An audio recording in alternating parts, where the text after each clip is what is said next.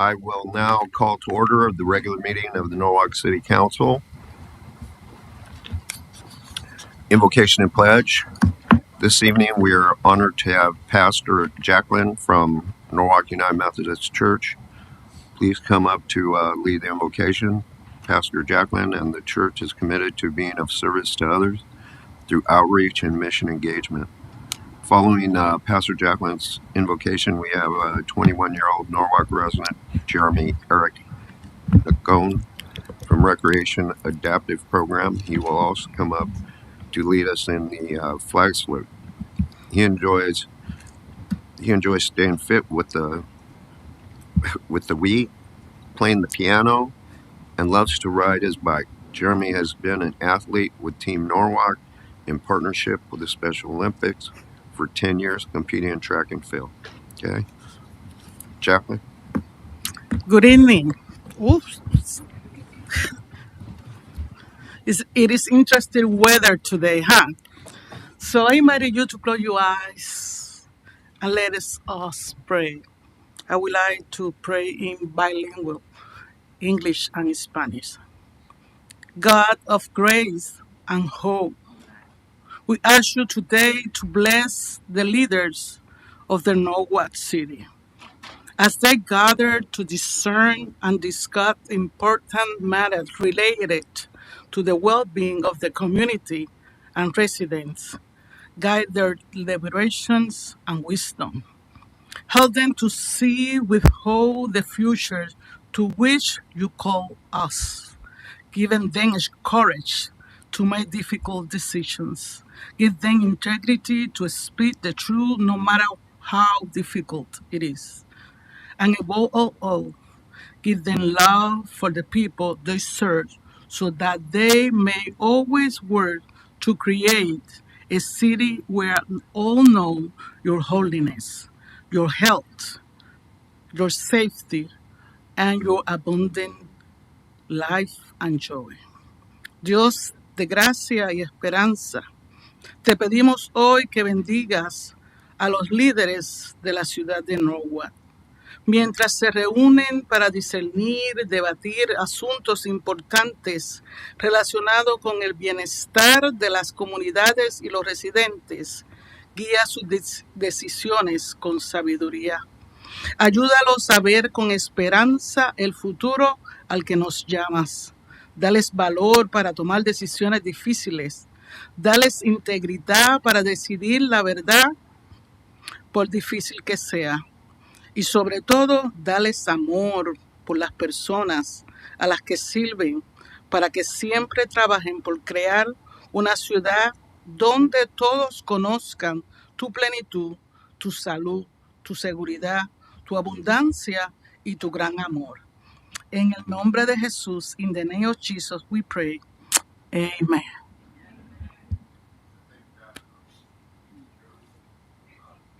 Ready? Here we go. I pledge allegiance to the flag of the United States of America and to the republic for which it stands, one nation, under God, indivisible, with liberty and justice for all.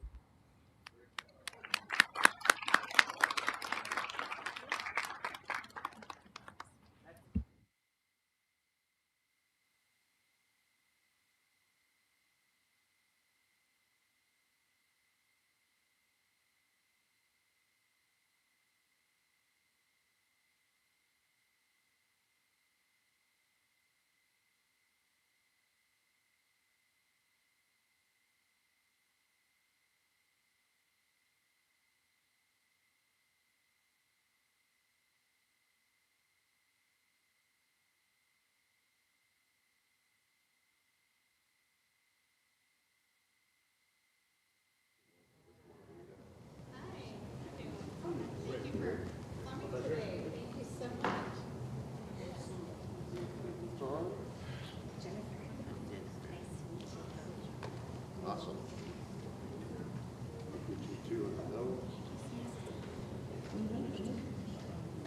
Okay, we're ready.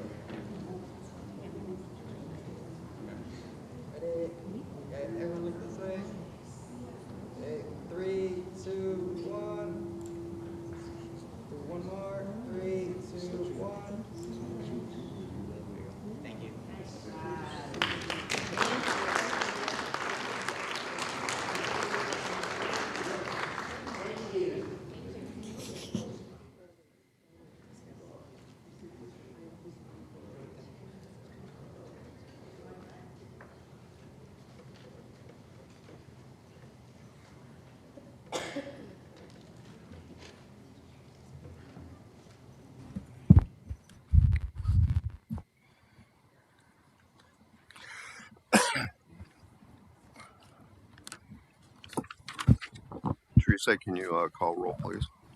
Yes, thank you, Mayor. Council members Ramirez. Here. Rios. Here. Vice Mayor Perez. Here. And Mayor Ayala. Here. And I see We we got- have Councilmember Valencia. Here.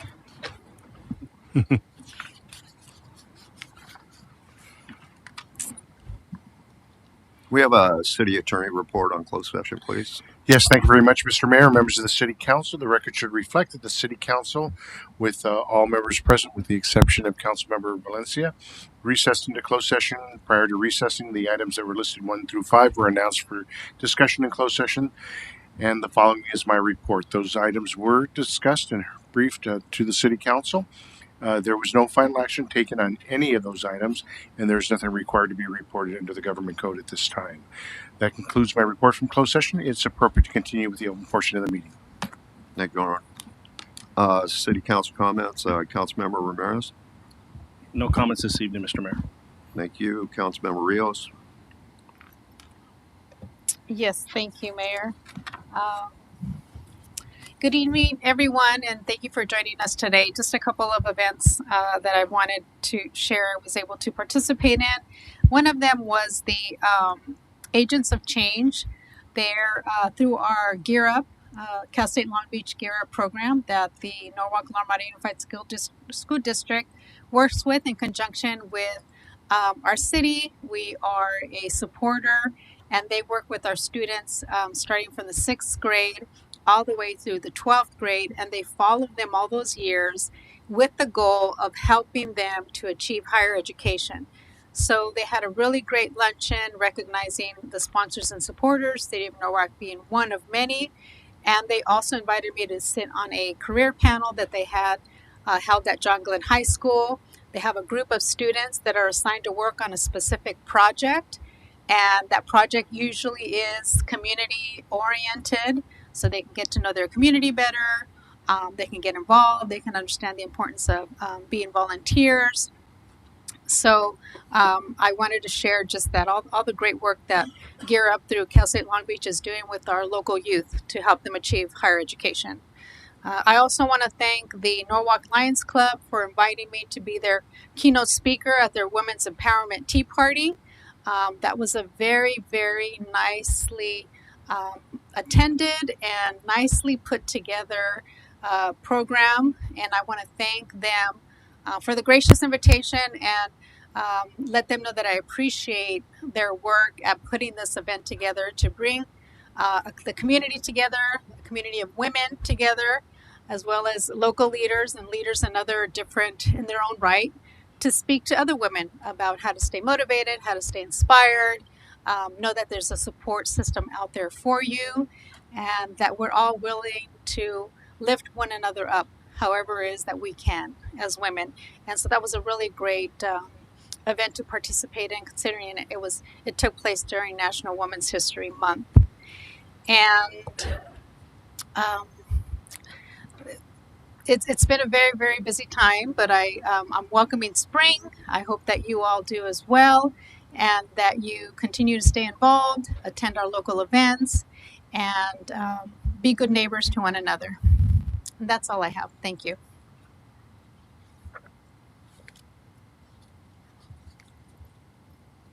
Councilmember Valencia. Thank you, Mayor. I have a couple of things that I wanted to report on. First of all, I'd like to congratulate our very own Norwalk resident and Norwalk Historical Heritage Commissioner, Claudia Pavon, for being selected as Blanca Pacheco's Woman of the Year. Is she here? Claudia's not here, but let's give her an applause, please, because that is a big deal. And my understanding is that Claudia Pavon and Marcel Greenidge are both chair and vice chair of the Historical Heritage Commission. They just had their elections as well, so congratulations to them. But I was able to attend the Assemblywoman Blanca Pacheco's Woman of the Year event, so she selects women from the different cities that she represents, and Karen Spilsbury, you were there. Dora Sandoval is not here tonight, but she was there as well. Beautiful event, wasn't that, at the Southern California Gas Company down the street on Firestone in Downey? Very nice event, beautiful, um, wonderful speakers as well, very motivating.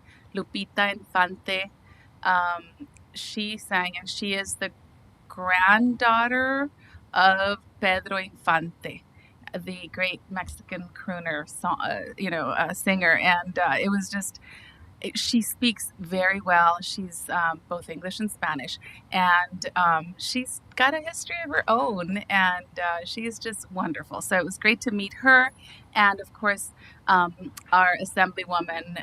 It's always nice to see her and her staff, and it was just a really beautiful event. Very inspiring. And then we ran out of there after the pictures, and we attended also the Lions Club tea. And Margarita, you're welcome, because I was one of the one of the committee people that put the event together. Wasn't it beautiful? Oh my God, it was inspiring. Jennifer, you have to join us next year. It's going to be bigger and better, is what everybody's saying. But we're going to invite you all. It was a beautiful event.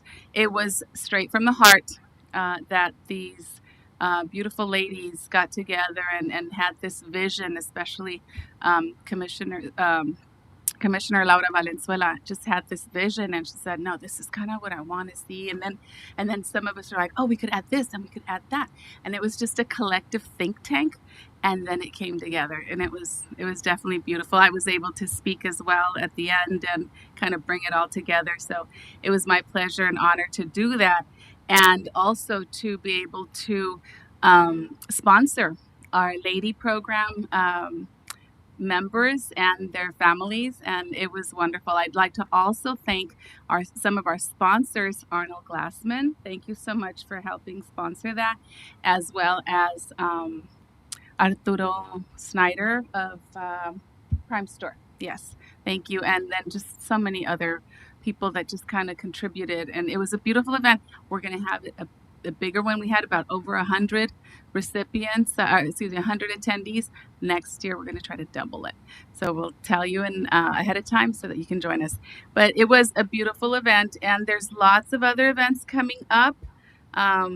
So for Norwalk Lions, for Seroptimus, and we're having an event soon, right? But maybe you can report on that with your report. Isn't it coming up, or did it happen? No idea. You went to one, though, instead of this one. Anyway, there's all kinds of events. So thank you so much. That's my report for now. Thank you, Anna. Vice Mayor Perez. Thank you, Mayor. Good evening, everyone. Welcome to spring. Hang on to your hats and glasses when you go outside. It's a little windy, but just want to announce our bulletins are out. The Senior Center bulletin continues to amaze me. There's so much information going on at our Senior Center. There's some fun games and puzzles in here, so please make sure you grab a copy. And the Norwalk Now hit everyone's mailboxes this past weekend. All kinds of great information. And on the front page, one of the key things I want everybody to take a look at is keeping up with the news through our Norwalk networks. So there is a place in the front page of the Norwalk Now where you can go to whatever social media page, web page, website, whatever it may be. That's where all of the information is for everything that is happening here in the city of Norwalk. I just want to report that I have had a couple executive committee of regional homeless alignment committee meetings recently. We're talking about Measure H, how that funding is trickling down to our cities. It is way more meetings than I ever anticipated. But the great thing is we are here. We know how we are going to be receiving that funding. And now we can start talking about the projects that we can look at for our city, how to continue to combat homelessness as we continue to do and improve on the services that we have already had been doing here in the city of Norwalk. One of the key things that I stressed at the meeting last week, and again, I stressed at the Board of Supervisors meeting today, is that with this funding, with Measure H, with this committee, we as cities and municipalities should be obsessed with managing the operation of Measure A funding and demand accountability. So that is what I am putting back to the county to ensure that methodology is coming back when it comes to the funding resource of Measure A. I do have to report, as you know, last month in March, Captain was here to give us a report on the crime statistics here in the city of Norwalk over the first quarter. And I challenged him to a team of kids and cops golf, foot golf. The tournament was this past Sunday, and I'm happy to report that my team won. It could be because he forfeited and did not show up to the tournament. But I do want to say a huge shout out to our park and recreation team, to our public safety team, and to our Norwalk Sheriff's Department. We had over 40, I think 50 kids that were there to play foot golf at all ages. We had deputies from the net team, our motor deputies, our lieutenants, our PSOs, our cadets. It was a great time. And let me tell you, I was not out there playing. I would probably be in a world of hurt if I was playing the way that they were playing on the course. But it was a great, great afternoon. And I would encourage all of our residents to visit the Don Kanabe Golf Center. They have foot golf every week. It was a lot of fun. And again, a huge thank you to our park and recreation team. Kids and Cops golf has been going on for over 30 years.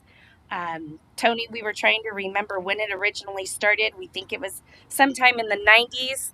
And then I saw a picture that my brother won it when he was 10 years old. So it goes back a long time. So again, thank you to everyone. Gabby, Robert, you and I are become great friends when we're working through this Measure A stuff. And I really look forward to bringing all that we can back here to the city of Norwalk to really continue to combat homelessness. That's all I have, Mayor. Well, that program actually was a Lions Club program, and it was started by Frank Napolitano and Bill Bauer, and that was long before Grace was on city council, so it goes back a while. Yeah, it's a good time of the year because we're very special people getting recognized, and I had mentioned Claudia Pavone. I want to congratulate Helen Diosdado. Now, Helen was selected as Senator Bob Archuleta's 2025 Woman of Achievement of Senate District 30 just this last Saturday, and I had the honor of escorting her along with her family and Gabby Regalado and Yvette, and so we had some staff there too, showed her a lot of support. I just want 94 years young, mind you. For over 20 years, Helen Diosdado has selflessly served the Norwalk community through her dedication to volunteerism and advocacy. She has been a vital presence at the Norwalk Senior Center, assisting as a front desk volunteer and tour escort, ensuring that seniors receive the support and resources they need. Helen also played a key role in Norwalk City Hall, managing the information desk and providing essential assistance to residents. Her dedication to community service extends to her local church, where she has remained an active and engaged volunteer. As a senior citizens commissioner, Helen has been a strong advocate for issues affecting seniors, always working to bring forth solutions that improve their quality of life. Her unwavering commitment to service continues to make a positive impact on the city of Norwalk and its residents. I don't want to do a one-up on Anna, and Assembly Member Pacheco's, but Bob Archuleta did a really outstanding event at the Norwalk, at the La Mirada Theater, and served a nice lunch. Correct, Gabby? It was a very nice event. I can't thank anybody that deserved it more. Like I said, 94 years young. She's been doing this for years and years and years. In here, it just cites like the last 20, 30 years, but she's been doing this since she was middle-aged. Yeah, unfortunately, I want to close the meeting tonight in memory of Anthony Mendez, who was Mike Mendez, former council member, former mayor's brother, younger brother. He was born March 16th, 1955, and he passed on March 12th, 2025. Uh, he was his family lived in Norwalk at the time. Matter of fact, he was Mendez family was a neighbor of mine where I grew up. They were just a couple houses down. He was actually born in Linwood, but he lived in Norwalk. His family lived in Norwalk. And his dad's name was Mario, and his mother's name was Sarah, who also served on the Lake City School District. And he entered eternal rest on March 12th, 2025 in Whittier, California. Anthony desired to be remembered first and foremost for the love of his wife, having just celebrated 42 years of marriage. Beyond his family, Anthony's legacy carries weight in the community. Known for his service, Anthony went above and beyond to lend a helping hand to anyone in need. He was never too tired, too busy, or too far to help if he was needed. Anthony was a dedicated and passionate auto instructor. He spent 32 years shaping the lives of countless students as a teacher in the automotive field with an unwavering commitment to education. Anthony touched the hearts of many, sharing not only his vast knowledge of cars and mechanics, but also his genuine care for the development success of each student.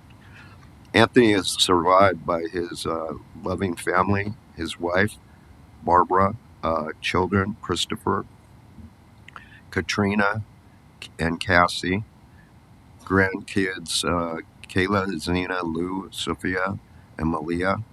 And he also leaves behind his brothers and sisters, who is Mario Sr., Eddie, Mike Mendez, Ralph, and Mark, and his little sister Maria, and numerous nieces and nephews and great nieces and nephews, along with other family and friends who will miss him dearly.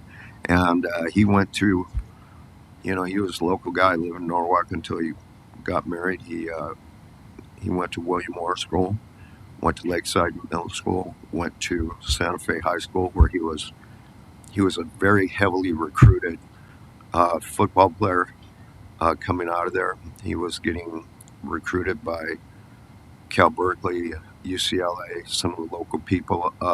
So he really was an outstanding athlete through his whole life.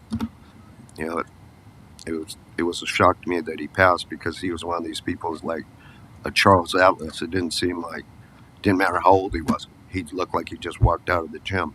So anyway, I want to close it in Tony Mendez's memory, and I will get you an address, Teresa, to who to send the acknowledgement to.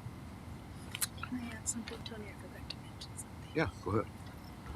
Thank you, Mayor. I forgot to mention, because it's just a whirlwind of activity, but the Norwalk Santa Fe Springs Seroptimus Village, the Norwalk Santa Fe Springs Seroptimus Organization Club held an event.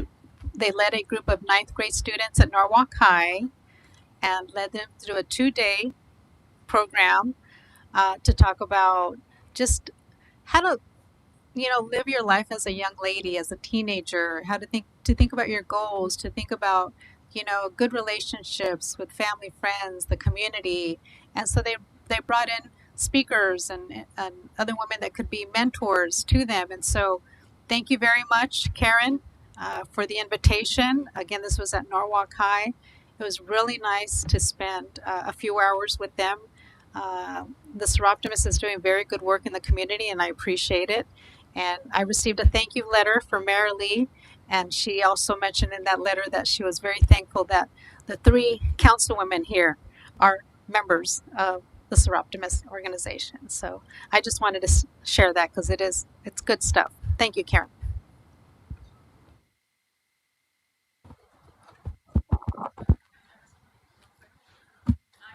We don't do do-overs, guys.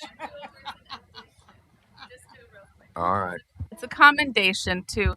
I was able to visit yesterday, a day of service, Cesar Chavez Day. I didn't work, but Had lots of appointments, lots of things. But one of the things that it was a very much a pleasure to do is to visit our senior center, Norwalk Senior Center.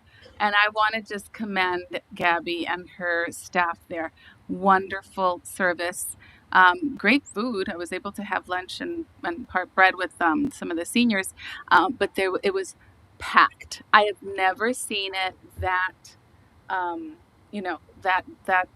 full, and lots of people there having a great time, having and then there was a wellness there also, so lots of folks taking advantage of that. Thank you so much for all the services that are provided to our seniors.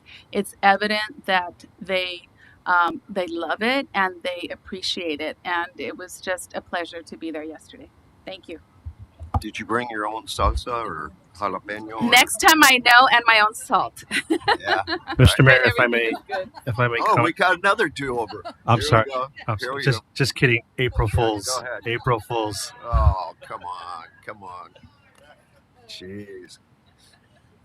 That's a Ramos move. Tonight we're going to proclaim, tonight's City Council, my colleagues and I are proclaiming April as Autism Awareness Month. Tonight we recognize the month of April as Autism Awareness Month. We support individuals and families with autism as we celebrate their unique strengths and contributions to our community. We acknowledge the importance of supportive environments that embrace neurodiversity, as well as the value in early diagnosis, supportive resources, and the collaboration in helping individuals with autism thrive. Let's have the Recreation Department team and the Adaptive Recreation families come up to receive the proclamation and take photos. Come on up, folks.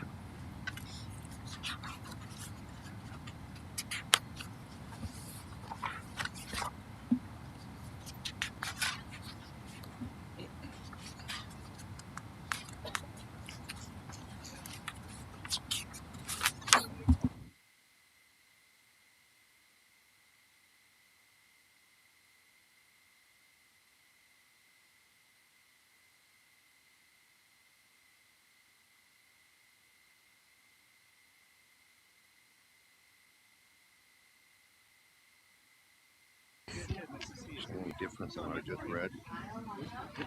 It's more, yes.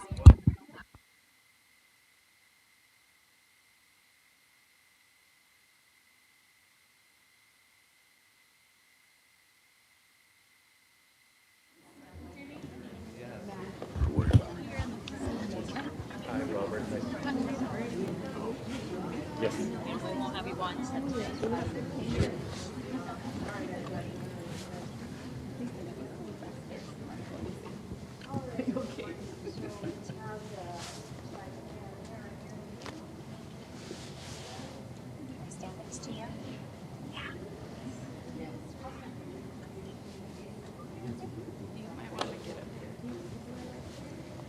Well, we're not taking the picture yet. I'll give you a minute to do that. The proclamation reads, whereas the City of Norwalk recognizes April as Autism Awareness Month in support of individuals and families affected by autism and remains committed to fostering inclusive environments that celebrate neurodiversity. And whereas autism spectrum disorder is a complex developmental condition that affects individuals differently and to varying degrees, influencing communication, behavior, and social interaction.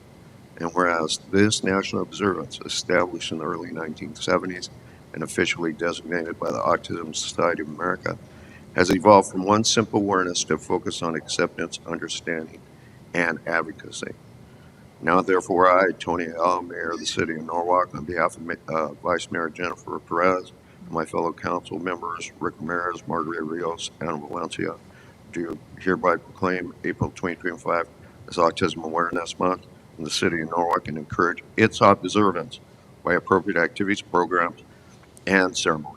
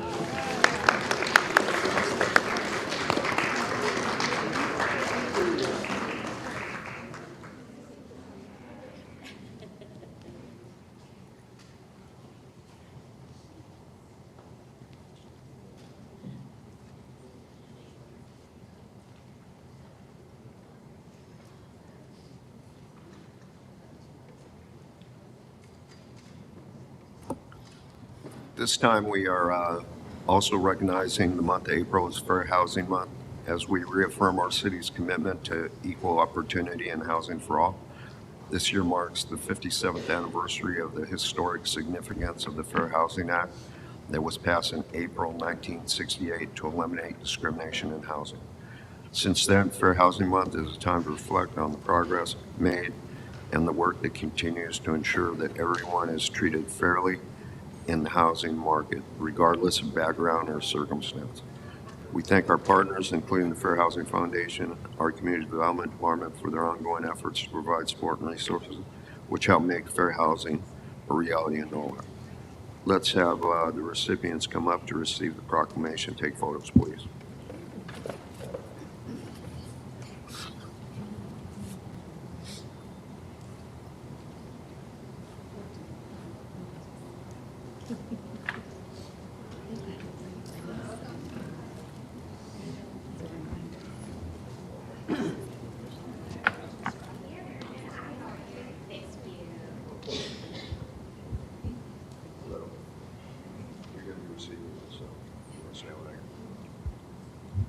Whereas one of the greatest freedoms enjoyed by Americans is the right to live in a home of one's choice, and whereas the promise is upheld by the nation's fair housing law, which requires that all people be treated equally in the sale or rental of housing, regardless of race, color, national origin, sex, gender identity, disability, sexual orientation, marital status, age, familial status, or religion.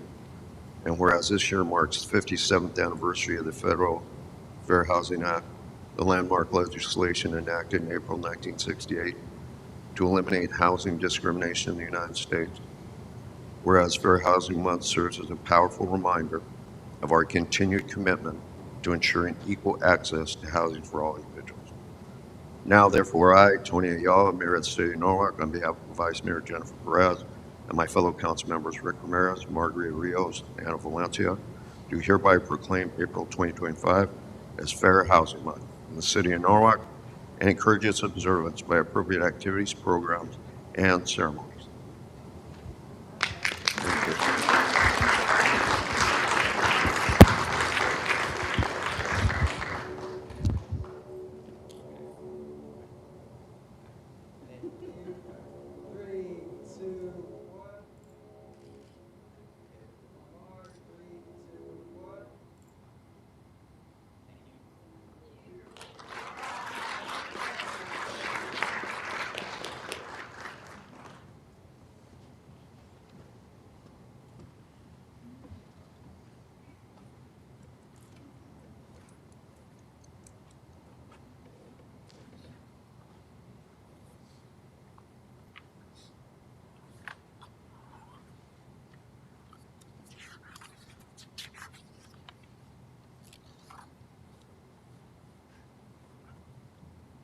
Okay, last but not least, my colleagues and I are recognizing students from the Norwalk High School for participation in the Utility Box Art Program.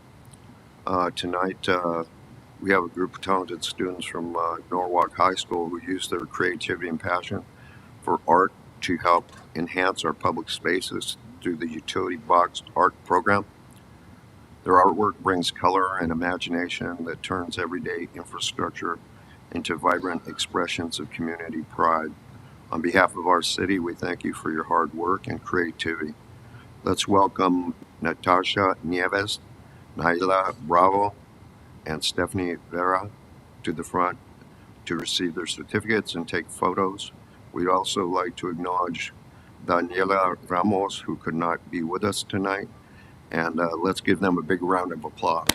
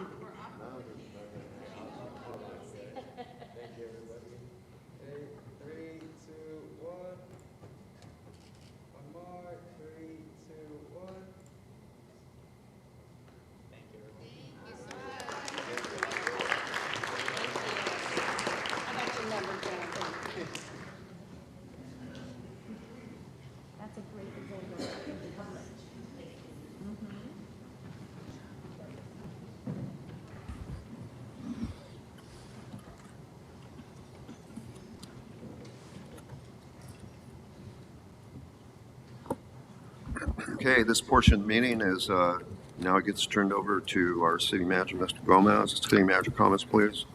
Yes, Mayor, members of City Council. Tonight, we have a couple of videos that we'd like to show our community of our events that have happened here in our city. And this is just, again, an invitation to participate. We have lots of events coming up in spring, and please sign up. We have anywhere from a 5K to extravaganza. And so just encourage you to participate with your family members. So first, we'll have a Little League and Softball Opening Day in Norwalk 2025. We're ready for some baseball over here at Little League. It's going to be a great day and it's going to be a great season. We look forward to seeing you here. Let's see some great baseball. It's time for baseball. Happy International Women's Day, March 8th, and play ball. Have a great time. Hey Norwalk, we're rocking the ball here in the city of Norwalk with the opening of our baseball season. Happy opening day. The 2025 spring season is in full swing, and our local baseball and softball leagues stepped up to the plate for some opening day celebrations. With games spread across 2 weekends, fans cheered on our young athletes as they rounded the bases at Corvallis Middle School, Hollyfield Park,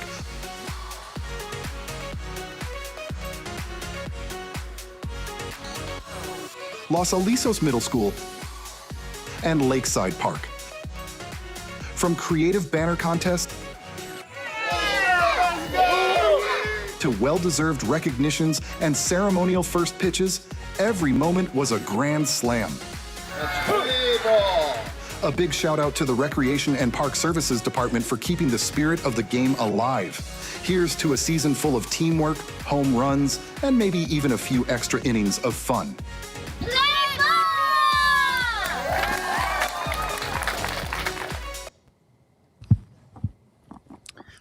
All right, our current athletes here in the city of Norwalk.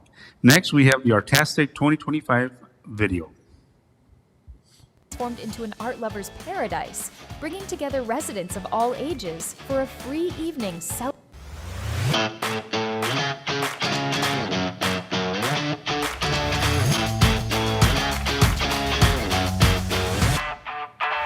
Norwalk's annual Artastic was a night full of creativity, community, and color. On Friday, March 14th, the Cultural Arts Center transformed into an art lover's paradise, bringing together residents of all ages for a free evening celebrating the arts. Guests explored a community and student art exhibit, browsed through a book fair, got hands-on with interactive art activities, enjoyed incredible live entertainment featuring performances from Creative Lil Hands, Minia Cheesed in Norwalk, Kids Talent Academy, and more. Residents also indulged in delicious food from Esbachi, Shave It, and Punky's Ice Cream. A highlight of the night was the City Council introductions and the Student Art Competition Awards ceremony, where young artists were recognized for their amazing talent. Thank you to everyone who joined us for this unforgettable celebration of the arts. We can't wait to see you next year.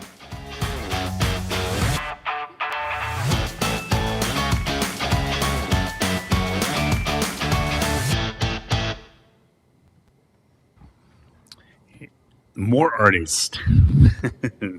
So our next is the bi-weekly review video, and that is we're bringing it all together of the events that have happened in the past 2 weeks. And here we go.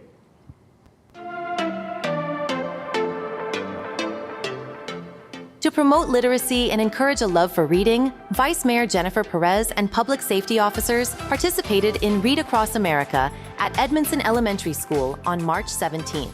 Let's keep reading, Norwalk. In an effort to keep Norwalk clean and safe, public safety officers and volunteers participated in Shine Up Norwalk on March 22nd. Participants picked up tons of trash from the railroad adjacent to Front Street. Thank you for helping keep Norwalk clean. Shine Up Norwalk! Later that day, American Legion Post 359 unveiled a deported veterans mural as part of the Leave No One Behind mural project. Mayor Tony Ayala attended the event to show support for the men and women who have served our country. Thank you, veterans, for your dedication and sacrifice. The Recreation and Park Services Department held a Kids and Cops foot golf tournament on March 29th. The tournament was a fun way for Norwalk youth to compete against local law enforcement and public safety in a friendly match.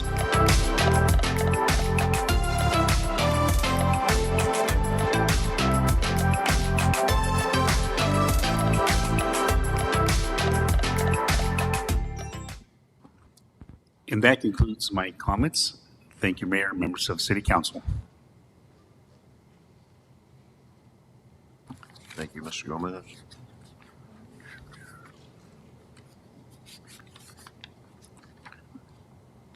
Okay, we have six consent items for consideration. Madam City Clerk, are there any persons wishing to speak on the consent calendar items? We don't. I'll move it. I'll second. Roll call, please. Council members Ramirez, Aye. Rios, Aye. Valencia, Aye. Vice Mayor Perez, Aye. Mayor Ayala. Aye. Appointments, anybody have an appointment tonight? I do. Okay. Mayor. Yes, I have, I'd like to make a motion to appoint Alondra Santos and Angeles Honorato to the Social Services Commission. I'll second that. Because it's a motion, correct? I'm sorry, what Can was I it? do What both was- in one motion, or do you need a separate? No, you can, but Yeah. where was Alondra? Which commission? Alondra Santos, Social Services, both. Oh, both on social services. Okay. Yeah, sorry. Social Services Commission. Thank you. And you got Angeles? Okay. And you seconded, Tony? Yeah. And they are both here today. So can we do one at a time? Alondra, would you? Oh, do you need a? We haven't roll voted yet. Okay. Council members Ramirez, Aye. Rios, Aye. Valencia, Aye. Vice Mayor Perez, Aye. and Mayor Ayala. Aye. Okay. Can we start with Alondra?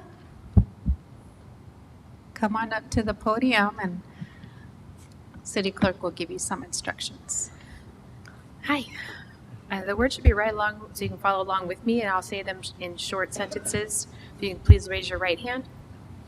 I, and state your name, I, Alondra Santos, do solemnly swear do solemnly swear that I will support and defend that I will support and defend the Constitution of the United States the Constitution of the United States and the Constitution of the State of California and the Constitution of the State of California against all enemies, foreign and domestic, against all enemies, foreign and domestic, and that I will bear true faith and allegiance that I will bear true faith and allegiance to the Constitution of the United States to the Constitution of the United States and the Constitution of the State of California, and the Constitution of the State of California, that I take this obligation freely without any mental reservation or purpose of evasion, and that I will well and faithfully discharge the duties upon which I am about to enter. Thank you. Congratulations. Thank you. And if you can stick around, Alondra, for a picture after. But I just wanted to share, so Alondra is continuing her service on the Social Services Commission. I appreciate all her work and effort. She truly cares about the community. She is homegrown, and a graduate of one of our local high schools. So thank you, Alondra. And Angeles. Angeles, would you come up, please?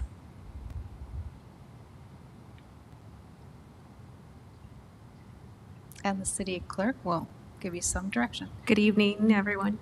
Thank you. Please raise your right hand.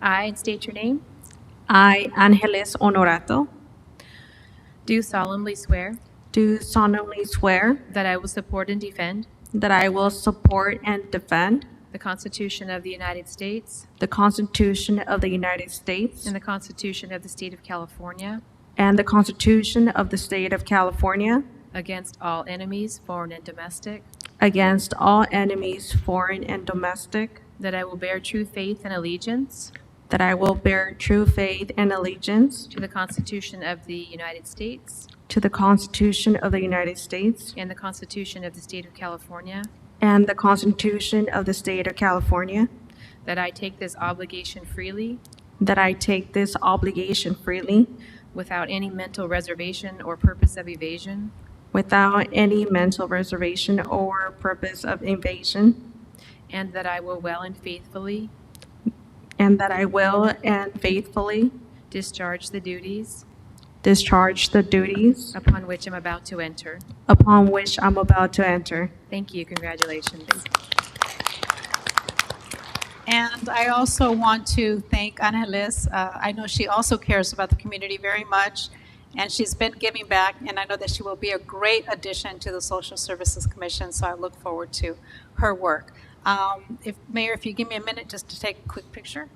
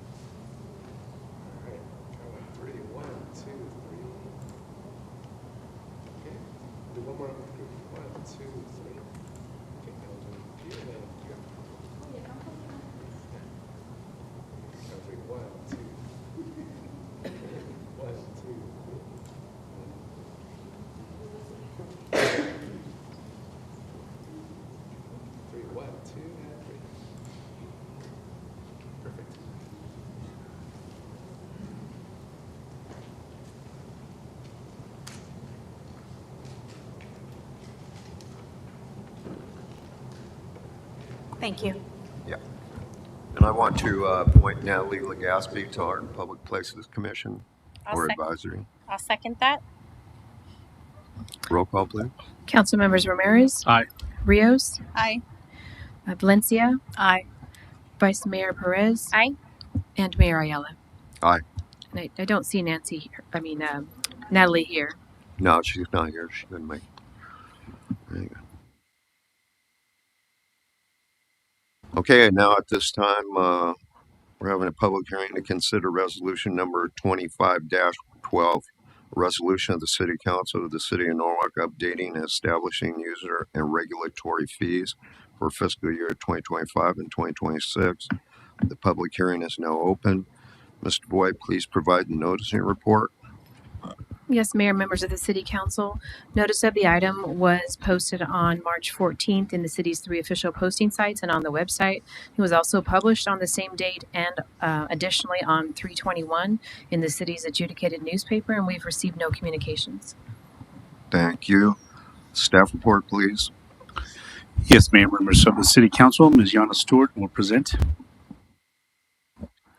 Actually, I will just start. So it's Yana Stewart and her team. I will pass the presentation to Jennifer Hernandez, who had been instrumental in coordinating the citywide project. She's our senior management analyst in the finance department, and she will present in tandem with our consultant, Mr. Brian Brown from ClearSource. And thank you very much for all your hard work on this project. Thank you. Thank you. Good evening, Mayor, Vice Mayor, members of the City Council, and those joining us here tonight. As Yana mentioned, my name is Jennifer Hernandez. I'm the analyst in the Finance Department, and tonight I will be introducing public hearing item number 8, which is updating and establishing our user and regulatory fees. little bit of background on this. A study is conducted beforehand in any effort to update or establish new fees, and this is done periodically. The studies are purposed to, again, establish fees, assess the relevance of the fees listed in our current schedule, and determine what the cost of services are to provide services that we are charging fees for. The City of Norwalk's last study was conducted in 2007, and historically, fees have only been adjusted annually to account for increases to labor cost. They don't really account for increased levels of effort or for implementation of time-saving software. This study as a whole is a collaborative effort. Each department had a hand in providing input, recommendations, and comments, so it really was a collaborative effort citywide. And then a brief timeline. We started this whole process in June of 2023, and between then and now, we conducted various iterations of the fee schedule itself. We had it presented to the Finance Ad Hoc Committee, and most previously, we presented it to the City Council as a report item, which led us to tonight, the scheduling of the public hearing. And now I'll pass it on to Brian.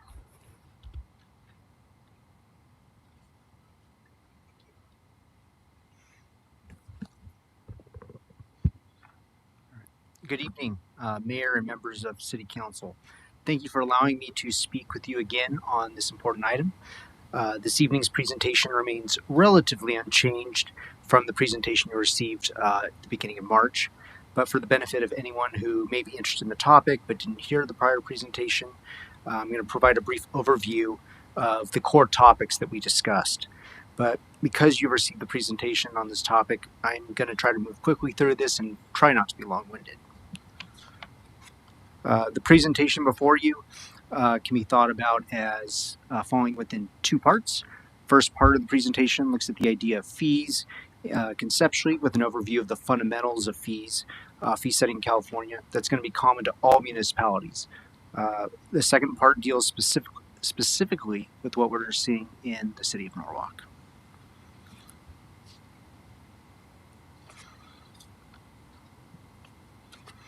Okay. So as a reminder, generally what we see is that communities use their limited general fund tax dollars that come from maybe sales tax, property tax, to provide services that provide broad community-wide benefit. We frequently think of these as public safety, public works, parks and recreation type services. Communities usually use fees and charges to recover the costs of providing services that provide a direct benefit to the receiver of that service.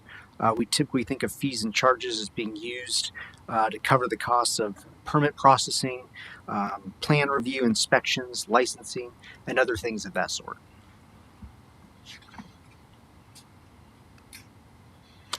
Okay. The study was limited to the review of what we call service-based user and regulatory fees. So we think of this as services where there's a human providing a specific service.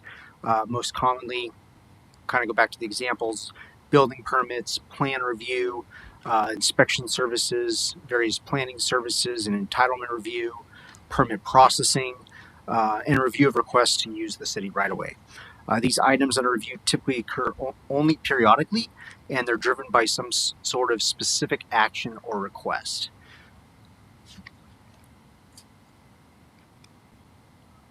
I think it's important to also kind of remind everyone what we're not examining, So we're not examining or proposing any changes to the items that your residents and businesses probably encounter daily. Items such as taxes, utility rates, assessments, other types of line items that may show up on a property tax bill, things of that sort. Additionally, we're not examining the development impact fees or the punitive fines and penalties that apply when someone violates the Norwalk Municipal Code.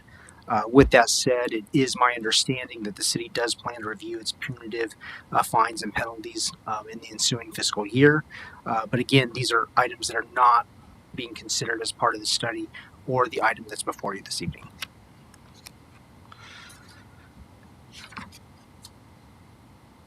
So similar studies are going to be performed periodically by cities throughout the state, as mentioned. Industry standards that these studies be performed every 3 to 5 years. So Norwalk's neighbors and their neighbors all perform these same types of review from time to time. You may be asking yourself, why do cities perform these types of studies? And they're going to do so for a multitude of reasons, but a few. One would be to ensure compliance with legal requirements. Because they're fees and not taxes, we want to ensure compliance with the California Government Code as well as the California Constitution, both of which provide direction on fee establishment itself. Secondly, when we recover the costs of providing these direct services as an agency, we are by definition freeing up our general fund resources to be able to be used in other areas, frequently areas that provide more of a community-wide benefit. And then finally, when we recover our cost of service, it also helps position the agency to continue to meet the service level expectations of the community, providing a level of continuity in that service that's provided and the expectations. In the prior presentation I gave last month, we covered the concepts of cost of service and cost recovery quite thoroughly. I think there was like 6 or 7 slides. Nonetheless, I'm not going to rehash all of those for you, but as a reminder, I think it's important to note and kind of reiterate that fees are not intended to be profit generating. So the cost of service is going to represent the maximum amount that the city can charge for the service. So it's basically going to be the ceiling for a fee.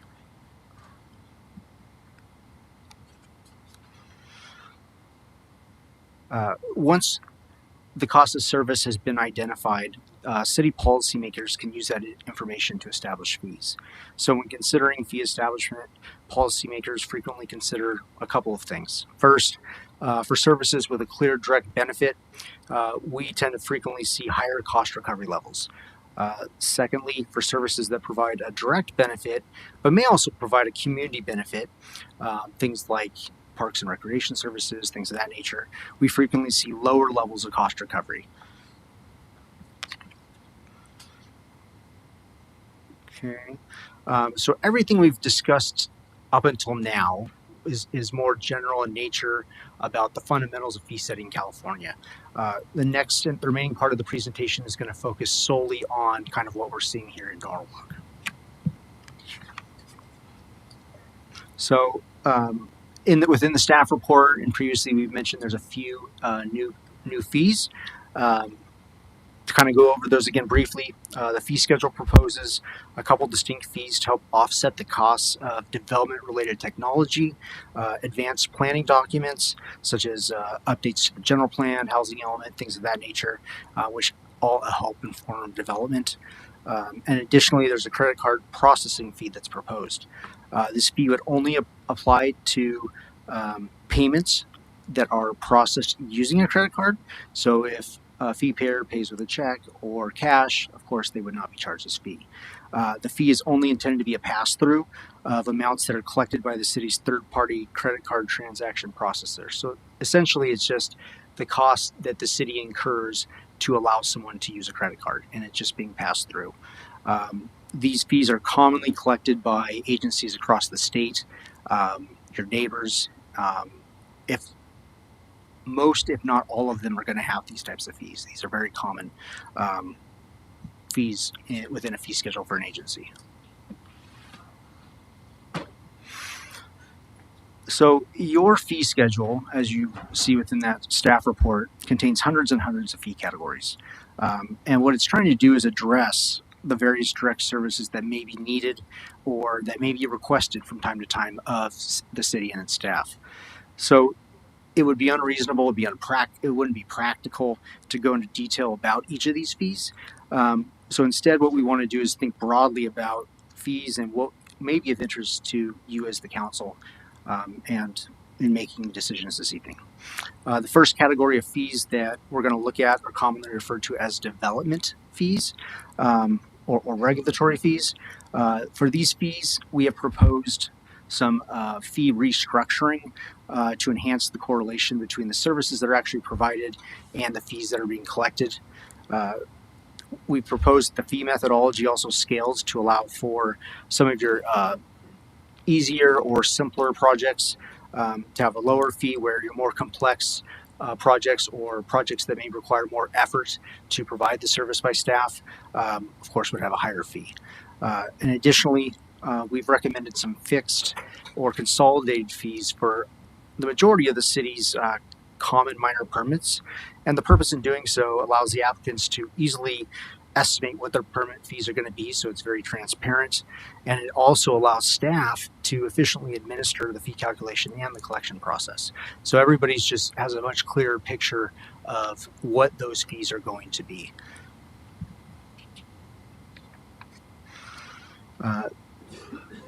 Because development fees are regulatory in nature, there is a clear and direct beneficiary.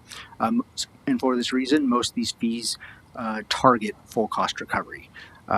This is going to be consistent with what you see in other communities, as well as these communities performing similar studies. It's very common for them to have high levels of cost recovery, or to target high levels of cost recovery for those for development fees and services where there is a direct benefit to the applicant. This also helps avoid other Norwalk residents and businesses from subsidizing individual private construction activities, which is important to a lot of councils as well as residents. Okay, the second category of fees that we're going to look at are what we call non-development fees, and these are things like parks and recreation and social service fees. And with these, we continue to see and consider that these services provide a high community benefit, and that they're primarily funded by the city's general fund today, and it's proposed that they continue to be so following the adoption of the council's consideration of the adoption of the fees before you this evening. That stays consistent with the city's historical approach, and it's recommended that only a fraction of the costs of providing these services be recovered from the receivers of the service. We do see with these types of fees, recreation and social services, that there is an individual benefiting, but we also believe that the community benefits greatly from an agency being able to provide these types of services. So just to reiterate, there's no proposed changes to the city's historical strategy related to recreation and social services fees. With that said, there are some minor adjustments being proposed to these fees, but the idea is simply to avoid going backwards. If we leave the fees unchanged in an inflationary environment, we don't stay the same, we go backwards. And what we mean by that is we lose purchasing power. So we're just trying to keep the levels of targeted recovery where they're at versus going backwards and the city having to subsidize even further.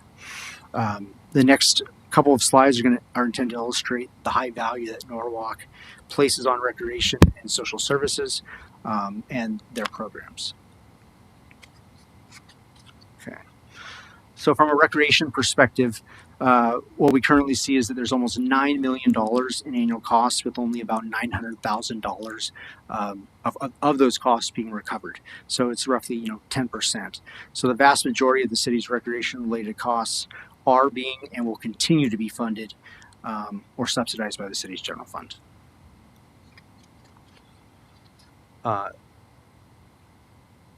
Again, what you'll see with social services or senior services from these program perspectives, there's close to $2 million in annual costs with very low recovery of those costs from these fees. Social services are and will continue to be primarily funded by the city's general fund.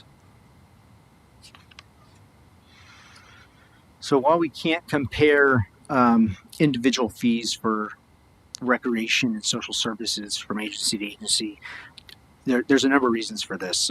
There's differences in the amenity offerings, the length of courses, maybe the length of each individual class, and so on. But what we can do is look at general cost recovery levels and say that the current proposed fees in Norwalk place a high priority on these services, which are believed to be of a high community benefit. This is a pyramid before you that we frequently use to help in evaluating recreation and social services. And you can see that Norwalk here is highly prioritizing these services. And again, there's no material change to these fees, nor to the city's historical approach to social services and recreation fees.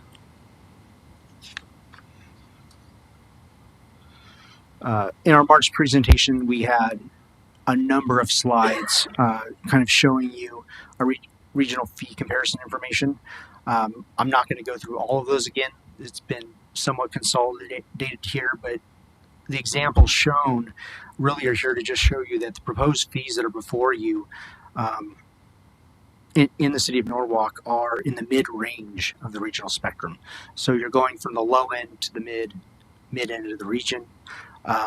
And this also kind of reiterates and confirms that the fees before you that are being proposed are well aligned to the region.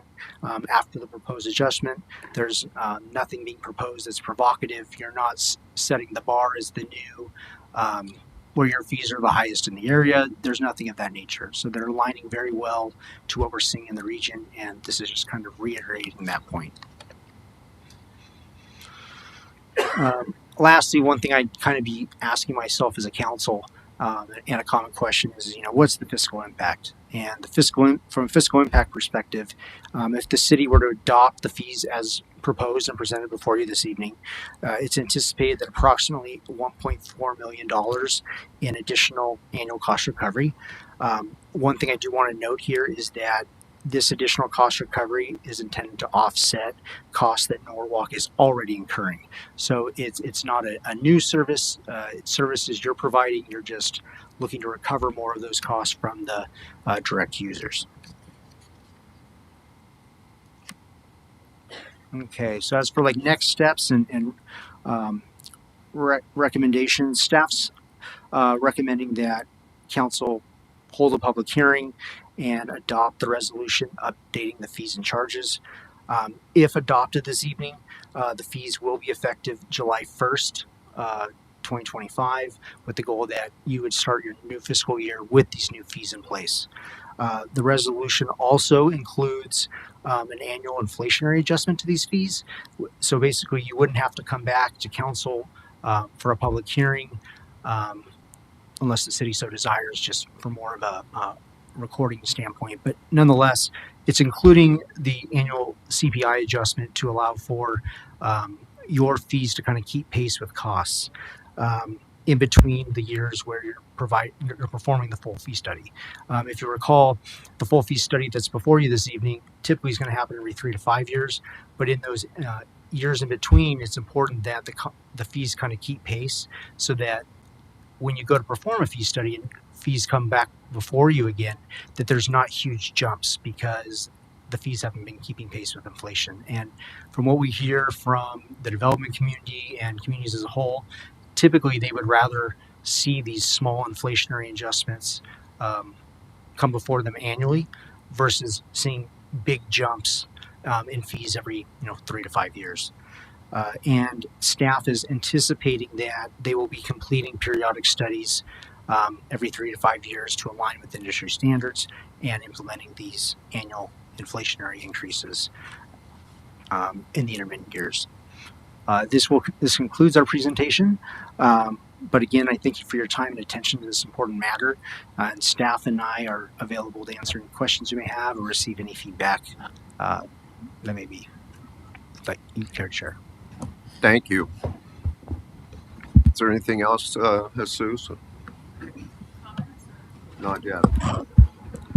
I don't have any speaker cards for the public hearing.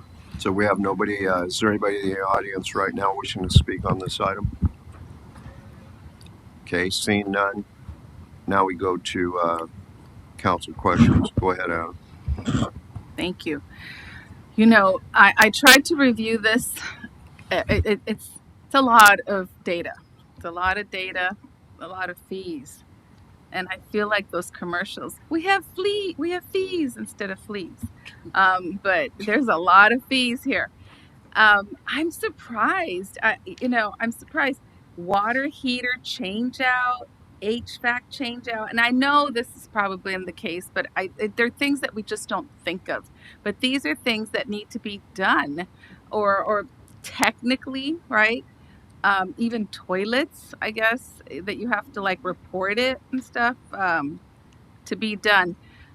My question, I guess, is if it doesn't get reported or whatnot, and people find out, can people get what is the word, fined or what have you, penalized? Thank you. Yes. Yes, that's completely possible. I mean, that would fall in that kind of category that we mentioned of. It's hard to hear you. Can you? Yeah. Of Thank you. fines Much and better. kind of punitive fees that are in place that the city plans to look at in the ensuing fiscal year. Those are items that would have to be coordinated with the city attorney as well as modify municipal code. But yes, absolutely, there is the opportunity there for fines to be put in place. My goodness, it's just, I don't know. I mean, I get it. We have to, abide by certain regulations or what have you. But it's a lot. It's a lot of other things, especially for people's homes. I mean, I don't think it's all that great and stuff, but I get it. We run a city and we go through certain, certain things that we have to go through. But so I am going to vote for this, but just noting that it is something that I don't know. I think that we have to really have a conversation about. Thank you. Of course. Any other questions, council? Mr. Mayor, I'll move the item. Second.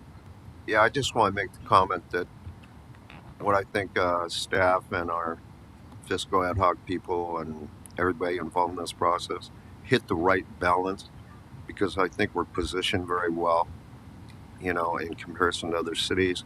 We're not on the top, we're not on the bottom, we're below middle actually, which I think makes us competitive with everybody. So I thought the positioning there was very good. And I'm also glad to see a couple other things, is that there are increases on the stuff that residents are using the most, which is recreation, social services, that we're only accounting for inflationary increases. That was something that was very important to me. And the third thing is for our recreation facilities and rentals and whatnot, to put that into categories like residential, non-residential, nonprofit, commercial. I think that was helpful, because if you make these rentals too cost prohibitive, then the only thing that happens is that people won't have it in a room, and they'll have it at home, and potentially create a situation where we have to respond because of loud music or this or that. So we should be able to encourage people to utilize our facilities. And clearly, Norwalk residents need to have the first priority on that stuff. And if we can keep the fee reasonable, hey, everybody wins. So I just want to congratulate finance staff, like I said, everybody involved in this thing, because I think it positions the city very well in the area.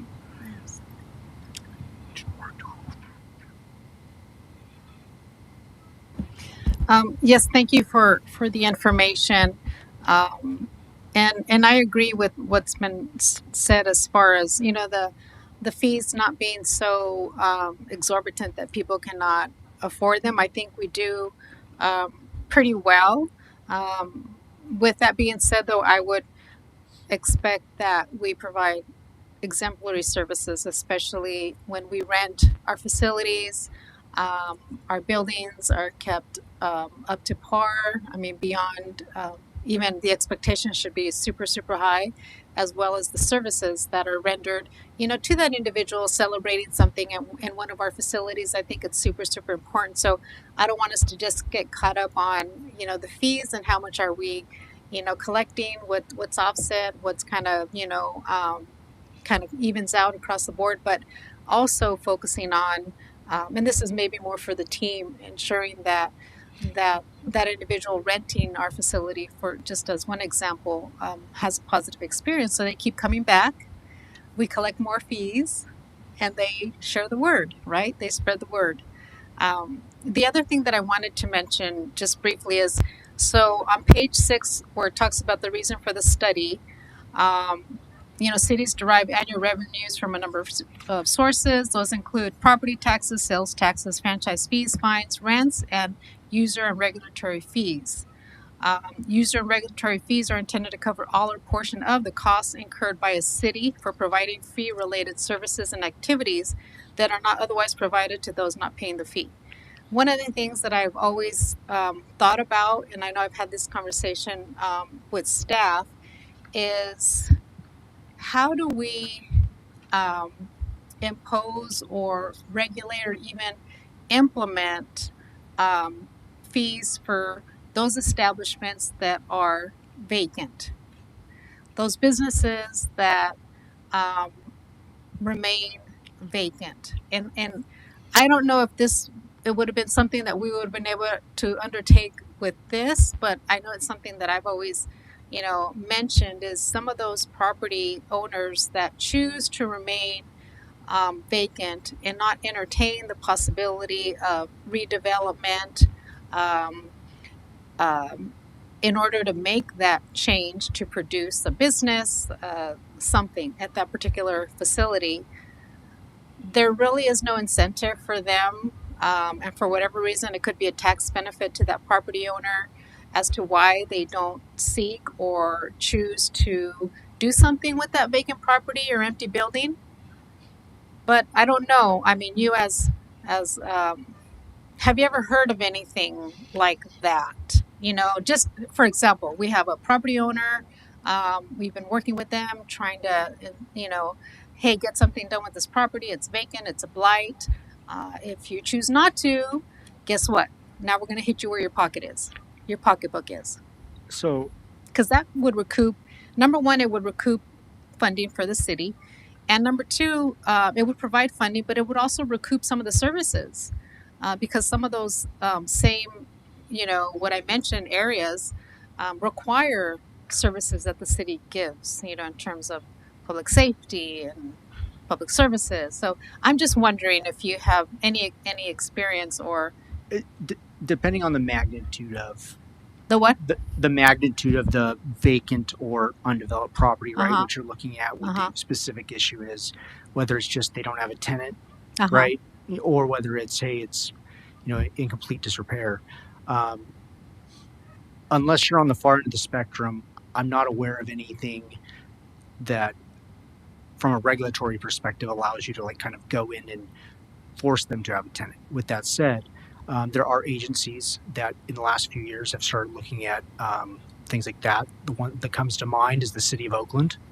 Which one? The city of Oakland, up in Alameda County. Yes. They put a tax in place, and basically the goal of it was to discourage you having undeveloped property. Yes. Or not having a tenant. Yes. With that said, the administration of that tax is very difficult on staff. I can tell you from firsthand knowledge, because how do you tell whether there's a tenant? You have to have somebody going out there and actually doing physical inspections. And then what if they have one today but they don't have one tomorrow? So it's just there's a lot there to that. There's been a lot of backlash from the community up there, and I don't know that the tax has been in place long enough to demonstrate whether it basically had the effect that they were hoping for, that people would put tenants back into these structures or these buildings or begin developing their property.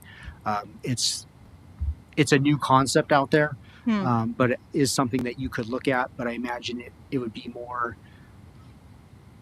either punitive in nature, or it's going to be more you're going to be incentivizing them through some other way, not through these user fees. Yeah. No. And I appreciate that. Yeah, no. So it does happen. It's a newer concept, but it's not something that's widely accepted. It's not something that's widely being utilized. And again, I think the most relevant example to your specific circumstance is going to be the city of Oakland's tax. Okay. Yeah, I just thought since you were here, and this is what you do. Yeah, I thought I'd pick your brain a little bit and try to get some input on that. Of course, happy to share. Thank you. Okay, thanks. Thank you, Tony.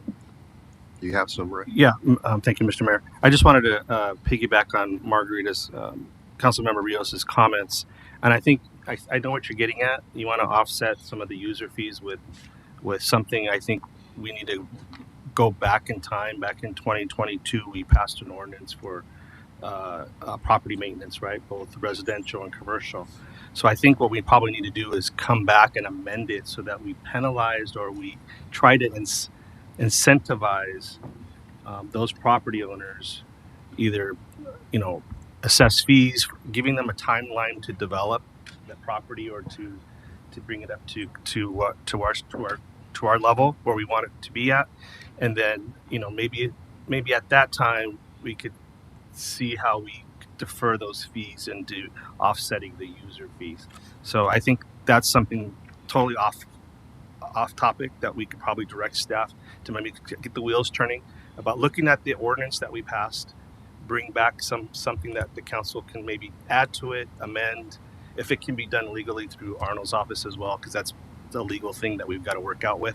But I think that's a great idea to offset those user fees down the road, because we do have those properties that are out of compliance with that ordinance, that aren't fenced, that doesn't have adequate security, that are being used for illegal dumping, homeless encampments. But I'm getting off topic, but you guys understand what I'm going with.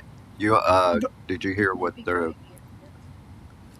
Did you get some direction there, City Manager and Alex and Mr. Ramos? Yes, and we'll look into that. Okay. And one item, if I may, on this sure. point, I think it's important to think about when revisiting this ordinance how you frame what you're looking to do, because it may be something that's going to be more punitive. It may end up having to be something that's a tax that's going to require, a vote, a 2/3 approval. So just something to keep in mind as you start embarking on that journey to kind of explore how does it get framed and where does it put you, and how can you actually kind of get the outcome that you want. Great. Good input. Thank you. Thank you very much. Could I have a roll call? Council members Ramirez, Aye. Rios, Aye. Valencia, Aye. Vice Mayor Perez, Aye. and Mayor Ayala. Aye. Item 9. Item 9, resolution number 25-13, approving the First Amendment to exchange agreement and joint escrow instructions for 12124 Firestone Boulevard. Staff report, please. Yes, Mayor, members of City Council, Mr. Alex Hamilton will present. Thank you, Honorable Mayor and City Council. The item before you tonight is resolution number 2513, approving the First Amendment to the exchange agreement.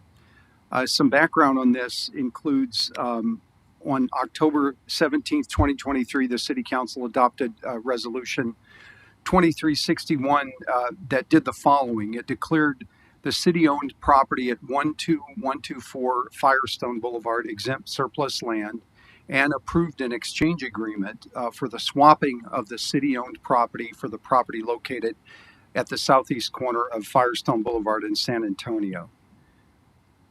The next slide is a map that indicates the properties that were part of the exchange. The area in blue that's depicted in blue was formerly the city-owned property, and the area in yellow was formerly, those were the properties that were swapped out. There's also an entity mentioned in here that was part of the process. In addition to the city and Prime Store, there is a subsidiary of Prime Store that is known as, the acronym is TUVF. It's a funding partner of Prime Store. So that's important as we begin the discussion on what is changing with this exchange agreement. So the exchange agreement is a tool necessary for the following, and in this case, the goal was to improve the general area to accommodate parking and access, to facilitate the development of city property into a 76-unit affordable workforce and market rate housing project. That project has been approved, and we're moving forward with that in some form. The goal also was to eliminate blight and underutilized property and revitalize Front Street. Here's an outline of some of the terms that were originally approved in the agreement. I won't go over each one of them, but basically it outlined Firestone Lofts, which is Prime Store, their responsibility and the city's responsibility. One opening act for the exchange agreement was the opening of escrow, which has been done. And Firestone Lofts deposited $500,000 into escrow account where it remains per the terms of the exchange agreement. Also, Firestone Lofts LP, also known as Prime Store, was to design and entitle a 76-unit market rate and affordable project located on the former city property at 12124 Firestone. The project design and entitlements have been completed for that.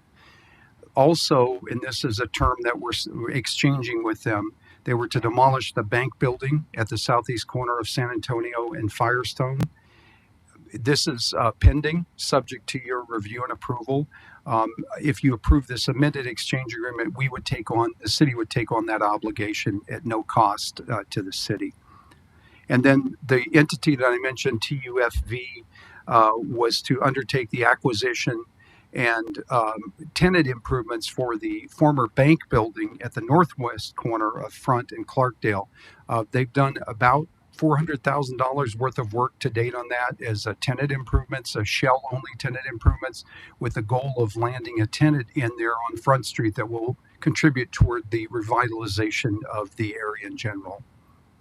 So, as I mentioned, the amendment number 1 to the exchange agreement would assign the city the responsibility to demolish the bank building at the southeast corner of San Antonio and Firestone, would release $500,000 that's on deposit in escrow to the developer and TUVF for shell-only tenant improvements, and then release the release of the escrowed funds would swap the funding. So, basically, the money that is on deposit in escrow would then be used to demolish the building at Firestone in San Antonio as TUVF proceeds with the tenant improvements on the bank building of the opposite corner. I can go back to the map if you need it. It's a little confusing, but it's a series of transactions. So the first amendment to the exchange agreement is exempt from CEQA under the common sense exemption CEQA guidelines section 15300.2. It is recommended that you adopt a resolution of the City Council of the City of Norwalk approving the First Amendment to the exchange agreement and joint escrow instructions by and between the City of Norwalk and Firestone Lofts LP, and find that this action is exempt under CEQA CEQA pursuant to CEQA guidelines section for the common sense exemption. This concludes my presentation. I'd be more than happy to answer any questions. Comments, questions, council? Yes, I do. Yes. Alex, you said this would not cost the city anything? That's correct, because in essence, we're swapping out funding for the $500,000 that Prime Store is deposited in an escrow account. So that's correct. Okay, so I'm sorry, so the escrow account was there was $500,000, and who deposited that? That was Prime Store or Firestone Lofts LP, the entity that I mentioned. And so now, what's going to happen to the $500,000? The $500,000 would be redirected and reprogrammed to help with the demolition of the building at San Antonio. So that's what would pay for it? That's correct, okay. Yes. It's also in recognition of the work that they've done on the bank building at the opposite corner. As I said, over $400,000 in tenant improvements to date. Okay, thank you. Is there anybody wishing to speak that you know of, Teresa? All right. I'll move it. Second.